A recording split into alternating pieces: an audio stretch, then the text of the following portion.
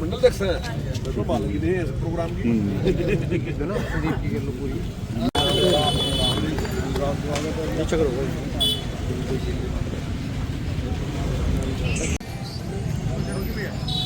साथियों, सुबह से रथ यात्रा चल रही है तो अनेक तरह के अलग अलग कार्यक्रम देखने को मिल रहे हैं।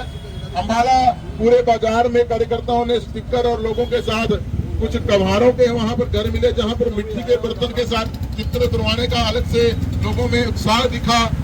कहीं बरवाड़ा के अंदर चौक के ऊपर जब वो कार्यक्रम हुआ तो हमारे ज्ञानचंद गुप्ता जी दुकानों पे खुद जाके संकल्प पत्र भरवाते नजर आए। पहले का भारत है, आज का जो भारत है विश्व के अंदर एक अलग गति से बढ़ रहा है, एक अलग गति से भारत का नाम आगे बढ़ रहा है। ये नरेंद्र मोदी जी की देन है कि पुतिन जी भी इनके बारे में जब पत्रकार कोई पूछता है भारत की पढ़ाई करते हुए नहीं रुकते, तो नरेंद्र मोदी जी ने आत्मनिर्भर भारत बनाने का जो 2047 का संकल्प रखा है उसको लेकर स्वदेशी यात्रा चली है।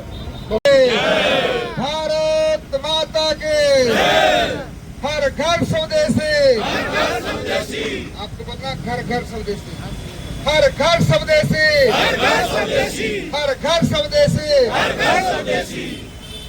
आज आत्मनिर्भर भारत के इस रथ यात्रा के हमारे इस नारायणगढ़ के इस कार्यक्रम के मुख्य अतिथि मेरे बड़े भाई, बहुत ही सहज सरल हरियाणा विधानसभा में अध्यक्ष रहे, हरियाणा सरकार में शिक्षा मंत्री रहे, ऐसे मेरे बड़े भाई कंवरपाल गुर्जर जी का मैं यहाँ पर पहुंचने पर बहुत बहुत अभिनंदन स्वागत करता हूँ।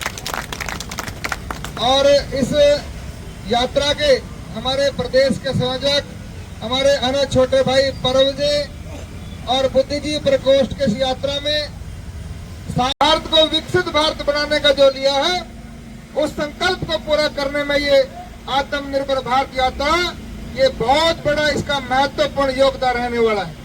मित्रों, इस देश के अंदर ईस्ट इंडिया कंपनी जो 200 साल तक इस देश को जिसने गुलाम करके रखा, मित्रों वो व्यापार करने के लिए आई थी।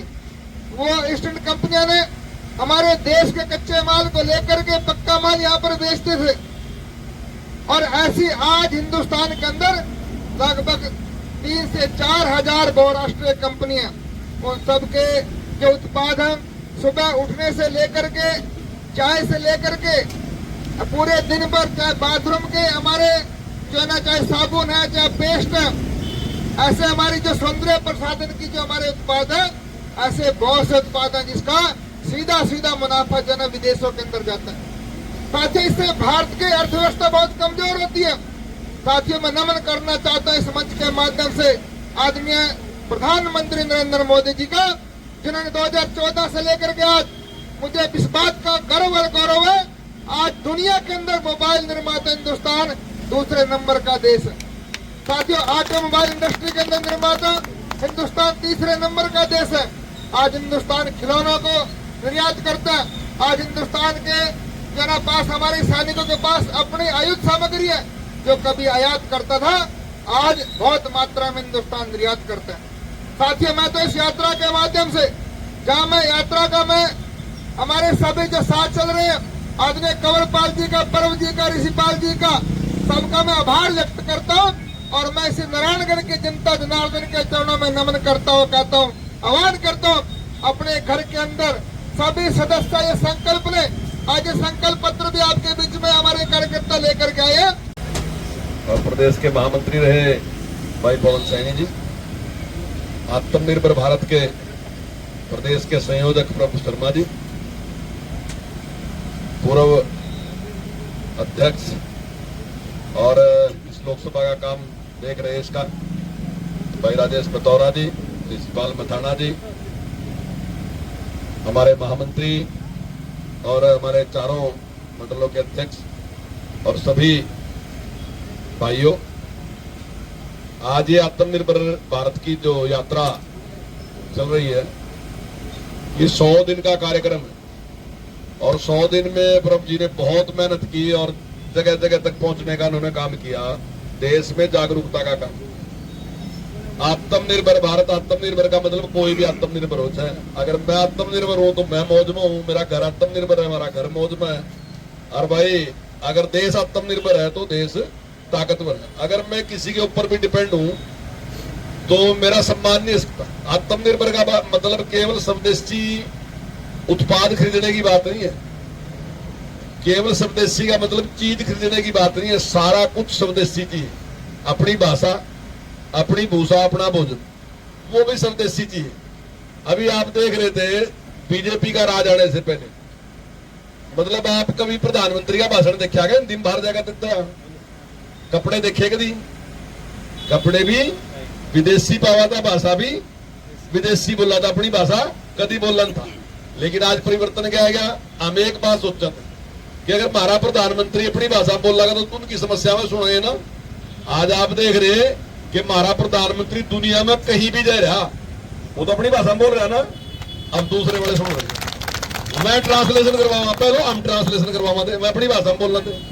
और कोई ऐसी बात नहीं है, लोगों ने कहा मत। एक विजय लक्ष्मी पंडित हमारी राजदूत रही, पंडित जवाहरलाल नेहरू की बहन थी, वो रूस में गई।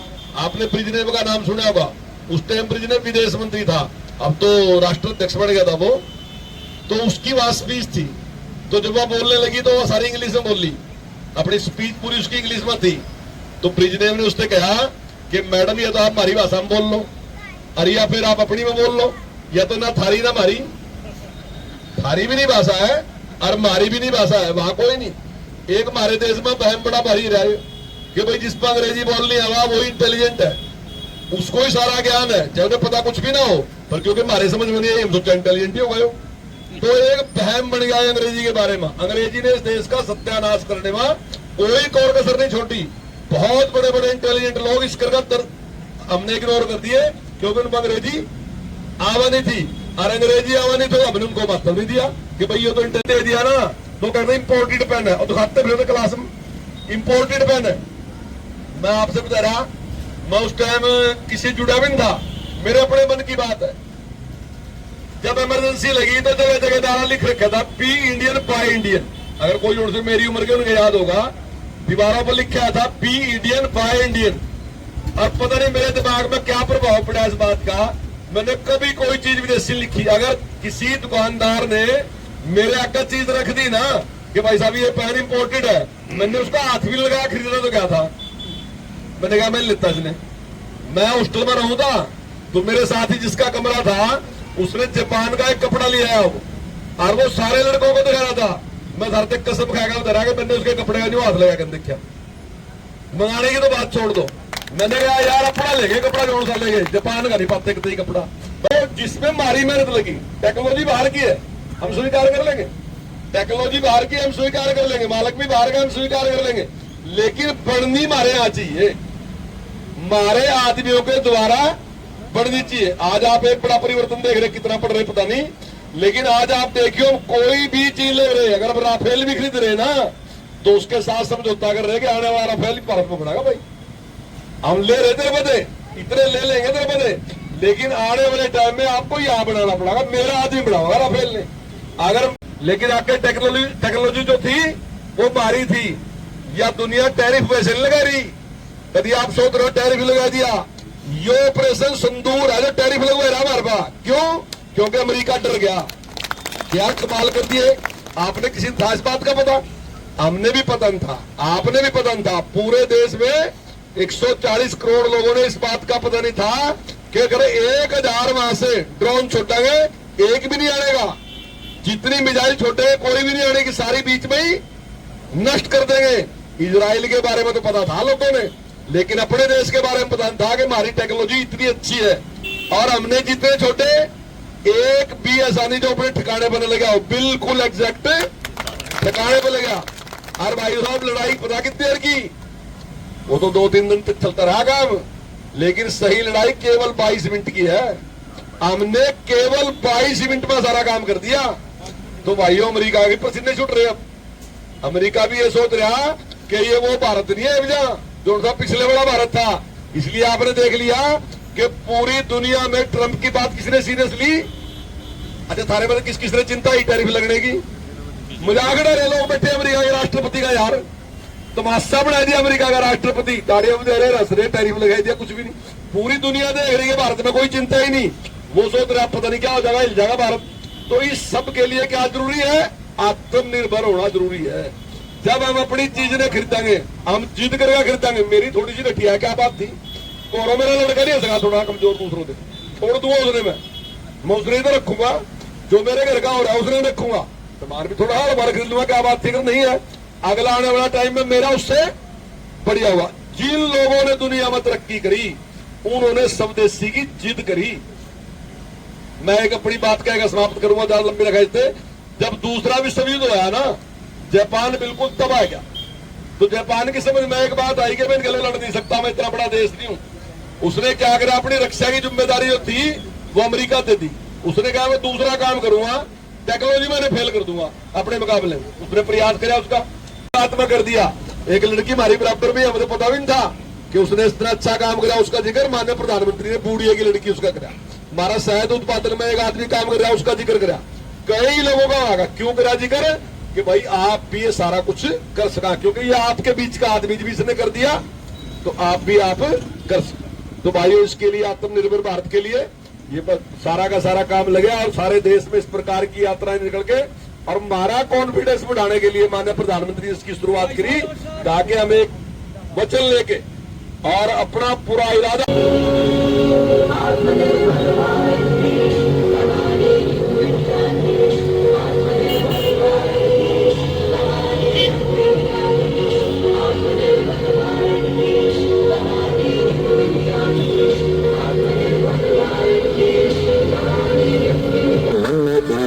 ऊर्जा जागती है।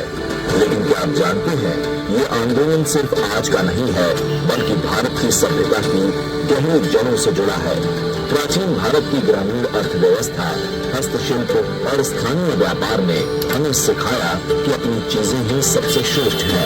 लेकिन आधुनिक स्वदेशी का जन्म 1905 में हुआ, जब अंग्रेजों ने बंगाल को बांटने की साजिश की। तब बाल गंगाधर तिलक और लाला लाजपत राय ने विदेशी माल का बहिष्कार करने का आह्वान किया। गांधी जी का दौर 1920 का असहयोग आंदोलन, चरखे से खादी बुनकर लाखों भारतीयों ने ब्रिटिश साम्राज्य को चुनौती दी। ये केवल आर्थिक विद्रोह नहीं था, बल्कि सांस्कृतिक पुनरुत्थान था। अपनी स्वभाषा में बोलना, अपनी स्वभाषा को गर्व से पहनना और अपनी स्वदेशी पहचान को जीना, यही वो शक्ति थी जिसने आजादी की लड़ाई को जन आंदोलन बना दिया। आज वही परंपरा नए रूप में जीवित है। मेक इन इंडिया और आत्मनिर्भर भारत।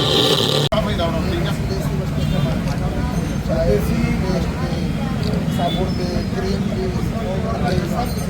सारा कुछ आप लोग पूर्ण सदस्य है।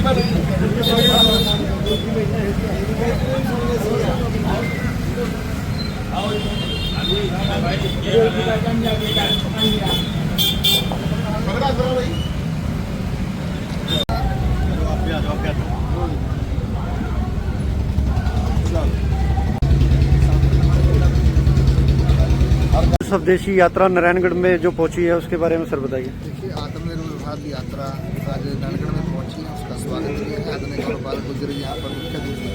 नरेंद्र मोदी जी का जो अभियान है देश को आत्मनिर्भर भारत, उस नाते से स्वदेशी का इस्तेमाल, सब भाषा इस्तेमाल करें, सब भूषा इस्तेमाल करें और स्वदेश के अंदर हमारी जो देश के अंदर बने जो उत्पाद हैं उनका इस्तेमाल करें, तो निश्चित रूप से भारत आत्मनिर्भर भारत बनेगा। तो पूरे नारायणगढ़ के लोगों को भी आह्वान करना चाहते हैं, देश के अंदर बनी वस्तुओं को हम लोग खरीदें और अपनी भाषा के ऊपर गर्व करें। हम जो निमंत्रण पत्र है वो भी हिंदी में छपवाएं, हम हस्ताक्षर हिंदी में करें। तो आज की यात्रा का यही उद्देश्य था, हम घर घर जाकर के ये पम्फलेट हम लोग जो बांटने का काम कर रहे हैं, जिससे हमारे देश का प्रत्येक नागरिक। ठीक है भाई साहब। की जो यात्रा चल रही है, हमारे प्रदेश के संयोजक परम शर्मा जी हैं, उनके मार्गदर्शन में पूरे प्रदेश में यात्रा चल रही और आज ये यहाँ पर नारायणगढ़ में पहुँची है। कल ये सडौरा, जगाधरी, रदौर से आगे बढ़ेगी और इसमें यही संदेश है कि जो हमारा स्वदेशी, यानी कि स्वदेशी का मतलब केवल जो भोग की वस्तुएं वही नहीं है, हमारी भाषा भी, हमारी भूषा भी, हमारा भोजन भी, वो भी स्वदेशी है। जैसे राम मंदिर की बात भी है, वो भी एक स्वदेशी की बात है। जो हमारे महापुरुष हैं उनके बारे में जानकारी होती। मेरे अब भी याद है कि जब हम छोटे बच्चे थे तो जो कुटेसना होती थी वो सारे विदेशी लोगों की होती थी। अब धीरे धीरे आप देख रहे हैं कि वो कुटेसना विदेशी की नहीं है, जो हमारे महापुरुष हैं उनकी। हम पहले देखते थे कि जो हमारे नेता भी हैं वो भी इंग्लिश में बोलते थे, ज़्यादा बाहर जाके इंग्लिश में बोलते। लेकिन आज नरेंद्र मोदी जी हैं वो जो अपनी भाषा में बोल रहे हैं, और आज आप उसका असर भी देख रहे हैं कि दुनिया उसको ट्रांसलेट करती है और वो जानती है कि नरेंद्र मोदी जी ने क्या बोला है। इसी प्रकार के जो उत्पादन भी हैं वो भी आज स्वदेशी है। अब इससे पहले क्या था कि मोबाइल हम सारा का सारा बाहर से लेते थे। आज की जो खबर छपी है उसमें दिया कि 100% का 100% मोबाइल जो भारत में है वो भारत में ही बढ़ रहा है, जो हम उपयोग कर रहे हैं। आज हम बेचने वाले हैं। ऐसी हम दूसरी बहुत चीज़ें भी हैं। अभी जिस प्रकार से ऑपरेशन सिंदूर हुआ उसमें ब्रह्मोस का जो कमाल हुआ, तो वो पूरी दुनिया उससे परेशान है कि भारत ने ऐसा कैसे, इतनी तरक्की कैसे करनी। अगर उसका कोई भी मिसाइल यहाँ से चली तो पाकिस्तान या दूसरे देश की टेक्नोलॉजी उसको रोक नहीं सकी है, वो अपने सही निशाने पे लगी। और उन्होंने जो हजारों ड्रोन और जो मिसाइल भेजे वो कोई भी भारत में आ नहीं सके। तो आज चाहे रक्षा क्षेत्र है, चाहे जैसे उपभोग की दूसरी चीजें उनका क्षेत्र में है, आज भारत बहुत तरक्की करे। लेकिन उसमें थोड़ी सी हिम्मत की और जरूरत है, क्योंकि अगर हम जिद करके इस बात का प्रयास करेंगे कि जो चीज़ हमारे देश से मिली, माननीय प्रधानमंत्री जी ने कहा कि जो मेरे देश से मिली और हमारे लोगों का जिसमें श्रम है, अगर हम उस चीज़ को इस्तेमाल करेंगे तो निश्चित तौर से देश के लिए बहुत बड़ी बात है। और हमारे लोगों को मौका मिलेगा, हमारे व्यापारी को मौका मिलेगा, हमारे इंडस्ट्रियलिस्ट को मौका मिलेगा, साथ साथ हमारे मजदूर को मौका मिलेगा। उसके खून पसीने से बढ़ेगी और उसके साथ साथ हमारा कॉन्फिडेंस बढ़ेगा। और मेरा मानना है कि सारा गेम जो है वो कॉन्फिडेंस का है, आत्मविश्वास का है। जब हमारा आत्मविश्वास बढ़ जाएगा ना तो दुनिया में हम चमत्कार करेंगे। और ऐसा नहीं है कि हम पहली बार करेंगे, हमने दुनिया का नेतृत्व किया हमेशा, ऐसा नहीं है। तो बीच का वक्त एक खराब मारा गया कि हमने इस प्रकार के उसमें चले गए। आज फिर दुनिया को भी नजर आ रहा। आपने देखा कि इससे पहले जो राष्ट्रपति थे बराक ओबामा, उन्होंने अमेरिका के लोगों को कहा कि अमेरिका के लोगों होशियार हो जाओ, भारत जिस प्रकार से आगे बढ़ रहा तो आने वाले टाइम में सारी चीजों पर भारत कब्जा कर लेगा। तो आज हम उस गति के साथ आगे बढ़ने वाले, दुनिया का नेतृत्व करने वाला देश है हमारा। और हम किसी पे कब्जा करने वाले देश नहीं है, हम दुनिया को अच्छी दिशा में लेके जाने वाले लोग हैं। सबको मिलजुल के आगे पूरी दुनिया की तरक्की के लिए काम करने वाले लोग हैं। हमारी तरक्की करना दुनिया के लिए जरूरी, हमारे लिए तो जरूरी है ही, पर हमारे ऊपर विश्वास जब होगा, जब हम स्वयं आत्मनिर्भर होंगे तब दुनिया का विश्वास बढ़ेगा। और हमारी तरक्की दुनिया के लिए जरूरी है कि दुनिया में जो भाईचारा शांति है उसका